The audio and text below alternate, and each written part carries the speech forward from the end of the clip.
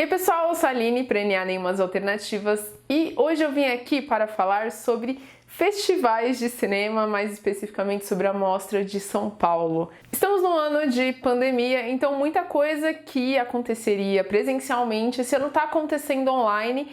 E algumas dessas coisas são os festivais de cinema. A gente teve alguns festivais de cinema importantes no mundo que aconteceram presencialmente no início do ano, mas pós-março, sei lá, tudo acabou virando o online se quisesse acontecer. E um deles foi a Mostra de São Paulo, que é um dos maiores festivais de cinema do Brasil. Muito filme legal passa pela Mostra de São Paulo e esse ano eles disponibilizaram a plataforma da Mostra Play. O festival já se encerrou na semana passada, no domingo passado, já faz uns dias. Eu demorei um pouquinho para fazer esse vídeo, mas eu queria falar aqui quais foram os filmes mais legais, os meus filmes favoritos que eu consegui assistir na Mostra de São Paulo. E aproveitar para falar que não só a Mostra de São Paulo aconteceu online, como vários outros festivais aconteceram, estão acontecendo. A gente ainda vai ter o Festival do Rio em dezembro, a partir do dia 3 de dezembro, que também vai ter esse esquema de online. Deixa eu explicar rapidinho como que foi para quem não acompanhou a Mostra de São Paulo. Eles tinham uma plataforma que é a Mostra Play, é um site que você acessa, tipo Netflix, e lá você escolhia um dos filmes, só colocar os dados do seu cartão de crédito para alugar o filme. Todos os filmes custavam R$6 e a partir do momento que você aluga, você tinha 3 dias para poder assistir, e a partir do momento que você desse play no filme, você tinha 24 horas para ver. E eu tô falando dos filmes que eram da plataforma Mostra Play, que eram pagos, mas também tiveram filmes gratuitos que foram disponibilizados em outras plataformas. Tudo isso para falar que se você gosta de cinema, talvez seja legal ficar ligado nesses festivais. Às vezes eu posto algumas coisas no meu Twitter, ou se eu acho muito legal, a gente posta também nos stories e até no feed do Instagram do NA, então fica ligado nas nossas redes sociais, porque eventualmente a gente pode dar dicas por lá de coisas legais que estão rolando e que dá pra assistir da sua casa. Antes de eu falar quais foram os meus filmes favoritos, se inscreve aqui no canal se você ainda não é inscrito, se caiu aqui por esse vídeo. Eu falo bastante sobre filmes, mas também falo sobre séries. E dá o like se você gosta desse tipo de conteúdo. Todos os filmes dessa lista eu gostei bastante, mas eu vou começar aqui por alguns que eu amei muito de documentários. City Hall é um documentário do cineasta Frederick Wiseman, que incrivelmente está nos seus 90 anos e tá super ativo, ele continua fazendo muito filme. Se não me engano, ele faz mais ou menos um filme por ano há, sei lá, 50 anos. O cara é muito ativo. E ele fez esse filme, esse documentário, que se passa dentro da prefeitura da cidade de Boston, que é a cidade natal dele. Durante as 4 horas e meia de filme, sim, 4 horas e meia, ele vai mostrando várias coisas que vão acontecendo lá dentro da prefeitura, como que é o trabalho da prefeitura de Boston no dia a dia. O prefeito da cidade é o democrata Marty Walsh, e ele faz um trabalho bem impressionante e próximo da população de Boston. É bem legal ver, por exemplo, o prefeito não só questionando as autoridades policiais de como está a segurança por parte do trabalho deles, mas pensando a segurança não é só isso, né?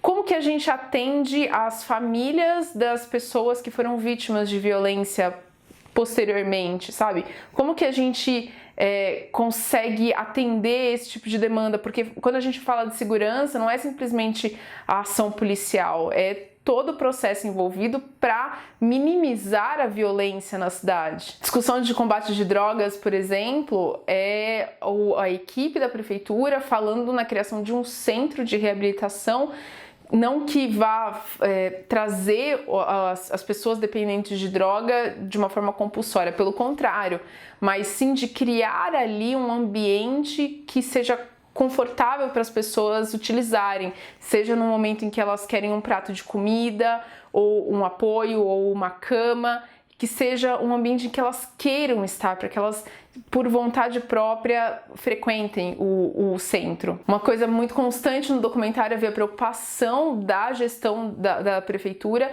em incluir minorias, mesmo dentro da prefeitura, mas em todas as partes da cidade, realizar trabalhos de apoio e de celebração mesmo da cidade com um lugar que é composto por uma população de imigrantes, de mulheres, de LGBT, de negros, e que isso é uma das forças de Boston. Eu gosto muito da câmera do Wiseman porque ela em nenhum momento interfere naquilo que está acontecendo. É diferente de alguns documentários que a gente vê que alguém senta numa cadeira e fica conversando com a câmera. Isso não acontece em City Hall. É simplesmente a câmera acompanhando o que está acontecendo na prefeitura. E as coisas são muito diversas ali. A gente vê também, sei lá, vacinação para animais de rua, pessoas da prefeitura atendendo telefonemas, vendo o que a população está pedindo. Como eu disse, numa época em que a gente está vivendo eleições e tudo mais, e até desacreditando de muitos políticos, é muito legal ver um trabalho de gestão sendo muito bem feito ali. As 4 horas mesmo do documentário dão uma cansada sim, mas tudo que é mostrado é muito pertinente. Eu tinha a opção de assistir outros filmes da mostra que eram mais curtos, mas eu escolhi deixar eles de lado para poder assistir City Hall e eu não me arrependo em nenhum momento. Pelo contrário, eu ainda voltei em algumas partes do documentário para reassistir depois. Outro documentário que eu amei foi 17 Quadras. Eu acho que esse foi o filme que mais me impactou emocionalmente, e por me impactar emocionalmente eu quero dizer que eu chorei metade do filme. Lá no final dos anos 90, o cineasta David Rothbard dá para os irmãos Emanuel e Smurf, que ele acaba conhecendo ali num jogo de basquete, numa quadra no bairro onde eles moravam, ele dá para esses meninos uma câmera caseira para eles filmarem o dia a dia deles. E esses dois garotos, principalmente o Emanuel, que tem 9 anos quando isso acontece, o Smurf tem 15, ele se engaja muito nisso e ele começa a filmar realmente o dia a dia deles.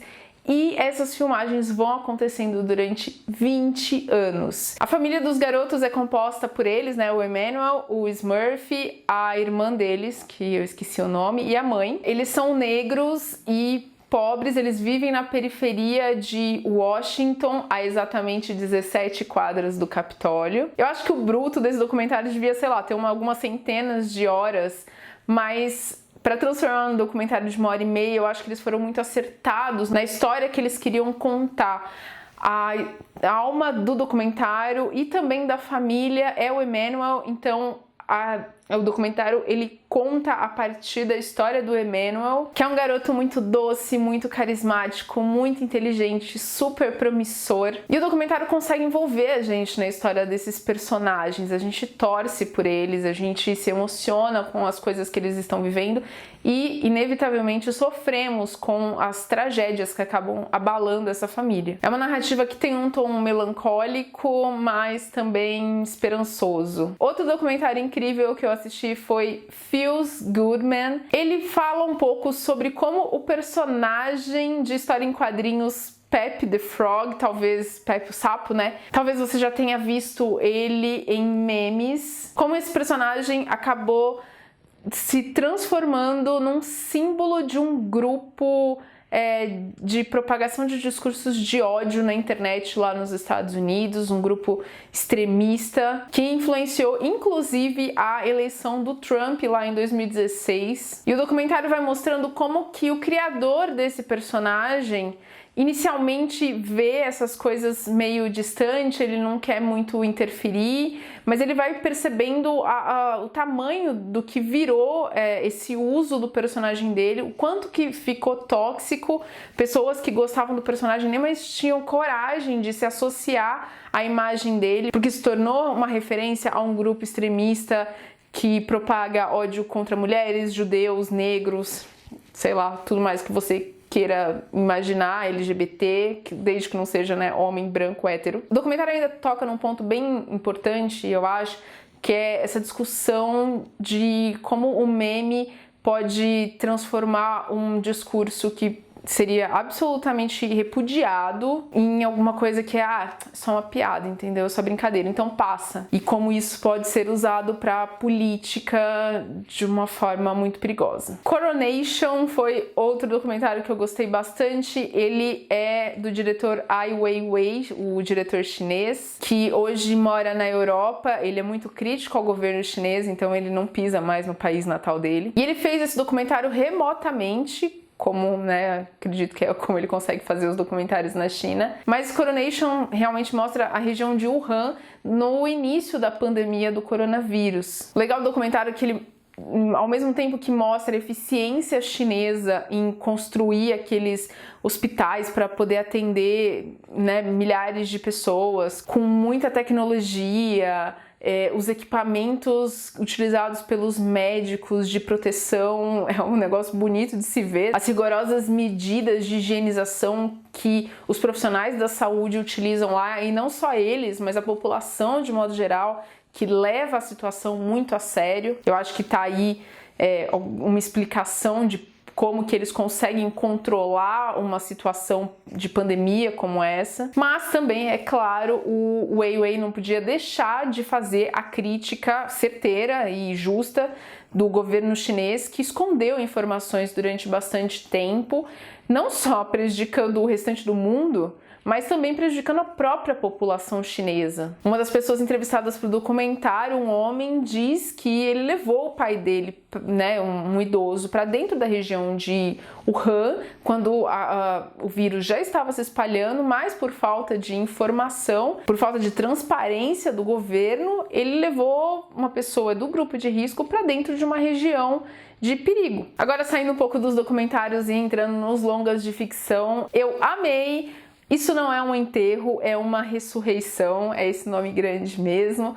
É um filme do país Lesoto, o país africano, que é bem pequenininho, acho que muita gente talvez nem conheça ele. Eu fui procurar no mapa, ele fica acima, encostado ali na África do Sul, que é escrito e dirigido pelo cineasta Lemohang Jeremiah Mosese. E num filme muito bonito sobre resistência, a gente tem a história dessa mulher de 80 anos, a Montoa, que perde o último familiar vivo dela, acaba entrando numa depressão muito profunda, mas ela descobre que a região que eles moram, uma vila bem rural mesmo, ela vai ser inundada por causa da construção de uma represa que vai trazer progresso para a região. Todas as pessoas que moram ali têm que ser desalojadas. E ela fica bem revoltada com essa situação, afinal toda a família dela, tudo que ela conhece tá ali, tá enterrado naquela região, ela foi criada naquela região, representa muito mais do que somente a casa dela e a história dela. Então ela começa a inflamar a população para se revoltar contra essa ação e mudar a situação deles. Através da história da Montoa, a gente acaba vendo as muitas cicatrizes que a colonização da África deixou no povo africano. E como ao longo desse tempo foi apagando a ancestralidade desse povo, as origens, os nomes que eles davam para as coisas, as riquezas, a religião deles, a cultura. O roteiro é bastante poderoso e inspirador. A fotografia do filme é linda, ela usa bastante cores de forma simbólica e o final do filme é bem impactante. Não há mal algum, foi um dos filmes que chamou mais atenção na mostra, porque ele tinha sido vencedor do Urso de Ouro do Festival de Berlim, que aconteceu presencialmente esse ano, acho que foi o último grande festival do mundo que aconteceu presencialmente lá em fevereiro. Ele é do cineasta Mohamed Rassouluf. O filme narra 4 histórias diferentes de 4 homens que de alguma forma estão ligados ao sistema de pena de morte que existe no país. O filme deixa bem claro como as liberdades individuais deles são suprimidas pelo governo totalitário do Irã. A gente tem desde um personagem que vai levando uma vida bem mundana e a gente vê que o dia a dia dele no trabalho não é nada banal, e esse contraste da banalidade do dia a dia para uma coisa que deveria ter um peso talvez maior, é muito interessante. A última narrativa foi uma das minhas favoritas, eu acho que fechou com chave de ouro, mostrando uma trama bem mais introspectiva, mas que eu acho que mostra os efeitos a longo prazo do que é esse sistema que vai triturando as pessoas. No fim, o diretor ele consegue criticar o sistema de pena de morte, trazendo o lado mais humano, como que ele é afetado por esse sistema do país. Penúltimo filme dessa lista aqui é Mamãe, Mamãe, Mamãe. É um filme argentino, o único filme de mulher que eu separei para essa lista. Eu fiquei até triste quando eu percebi isso, mas é um filme da Argentina Sol Berruezo Pichon Riviere. E nesse filme, que é bem curtinho, ele tem um pouco mais de 1 hora, acho que não chega a 1h20 de filme, ela vai contando a história da Cleo, que é uma menina de 12 anos que está passando por um processo muito difícil, porque ela perdeu a irmã caçula dela numa tragédia, um acidente muito triste, muito horrível. A mãe dela acaba entrando numa depressão profunda e as duas vão morar junto com a irmã da mãe dela, né, a tia e as primas dela, que são 3 meninas de faixas etárias diferentes. Uma é mais nova do que a Cleo, que tem 12, a outra é mais ou menos da mesma idade que ela, e a terceira é uma menina que já tá na sua plena adolescência. O filme ele tem um olhar muito íntimo, a gente acompanha pelo ponto de vista da Cleo todo esse processo que ela tá passando de luto, de tristeza por não conseguir fazer nada pela mãe e de mudanças que ela tá passando, porque ela também tá atravessando esse período de início de adolescência. Então muita coisa tá mudando dentro dela. O filme é focado nas mulheres, principalmente nas meninas, que são o coração da história, mas a gente também vê coisas sobre gerações mais velhas dessa família, todas mulheres, e o filme mostra de uma forma muito bonita como que elas acabam criando uma rede de apoio entre elas, principalmente para dar suporte para aquelas que estão mais precisando. Apesar de mostrar situações bem pesadas, a diretora tem uma sensibilidade muito grande para tratar elas no filme. Então, ela é um filme bem melancólico, mas de uma forma bem gostosa até de assistir. Eu, inclusive, consegui revisitar até minha própria infância assistindo o filme. Fiquei bem tocada. Foi o primeiro filme que eu assisti da mostra e gostei bastante. Por fim, o último filme da lista é o Amof, Esse é Meu Desejo. Ele é um filme nigeriano que ganhou o grande prêmio do júri da mostra. Ele é dos irmãos nigerianos Arie e Shuku Eziri e mostra a história de 2 pessoas, o Mof e a Rosa. São pessoas que estão tentando sair da Nigéria e ir morar na Europa. O Mof quer ir para a Espanha e a Rosa quer ir para a Itália. Cada um tem a sua forma de conseguir alcançar os seus sonhos. Ambos batalham duro para conseguir isso, mas a dura realidade que eles vivem vai se abatendo e afastando eles desse objetivo. O filme nunca dá informações assim de bandeja, mas você consegue ir coletando todas essas informações ao longo da história para que formem esse quebra-cabeça, para que todas as coisas fiquem claras pra gente. Eu gostei muito como o filme não precisa ficar mastigando as informações pra gente. Seja na história do Mof, que trabalha como eletricista e que sofre abusos no trabalho, de exploração mesmo, exploração até dentro da própria família dele, que fica sugando ele, quanto na história da Rosa, que enfrenta os dilemas de uma mulher dentro de uma sociedade bem machista. A gente acaba ficando muito envolvida com a história desses personagens. Eu percebi que no final do filme eu tava completamente envolvida e fiquei até triste quando os créditos chegaram, porque eu queria ver mais deles, eu queria entender o que ia acontecer depois, sabe? A fotografia do filme é muito marcante, muito bonita, a gente tem planos e enquadramentos impressionantes que ressaltam luzes e cores sobre os personagens. É um trabalho também bastante sensível. Esses foram os filmes que eu gostei muito, mas tiveram outros filmes que eu gostei pra caramba também.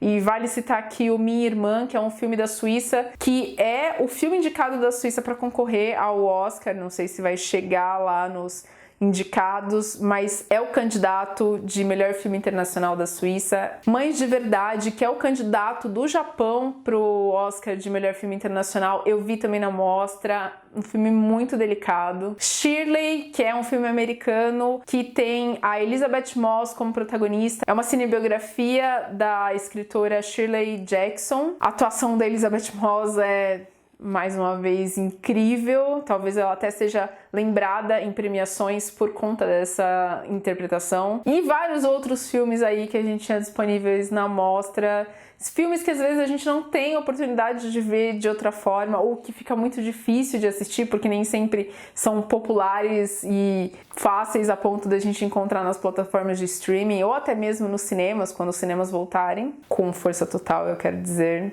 Não, sei lá, abrirem sob risco de você pegar um vírus. Se vocês tiverem a oportunidade de assistir qualquer um desses filmes aqui, eu tenho certeza que vocês vão gostar, eu acho. Eu gostei muito. E fiquem ligados nas nossas redes sociais para mais dicas de outros festivais que estão rolando por aqui. Obrigada por me acompanhar e até o próximo vídeo. Tchau, tchau!